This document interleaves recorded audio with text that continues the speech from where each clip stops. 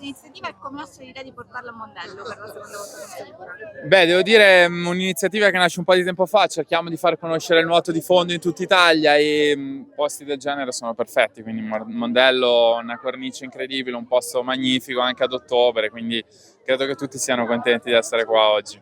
Assolutamente sì, è anche importante parlare di turismo fuori stagione, ti senti un po' promotore di questa iniziativa?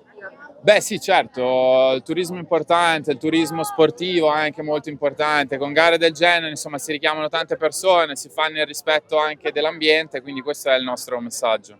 Ha una impronta molto sostenibile, qual è appunto il messaggio che vuoi dare alla popolazione, che ci sono tanti bambini, qual è il messaggio per il futuro? Il messaggio è che si può fare sempre tutto cercando di ottimizzare, diciamo, anche l'impegno e quello che si fa per l'ambiente deve essere fatto bene. Quindi noi veniamo qua, organizziamo una gara, cerchiamo di farlo nel modo più ecosostenibile possibile, senza lasciare traccia di quello che abbiamo fatto. Quindi questo per noi è molto importante. Ore 10:30, appuntamento davanti al podio. Beh, la Sicilia ormai la conosco molto bene, sto con Rossella che è di Catania, quindi sono venuto tantissime volte in Sicilia, però è un posto del cuore, si sa benissimo, circondata dall'acqua, quindi mi sento a casa. Le prossime Olimpiadi ci sarai?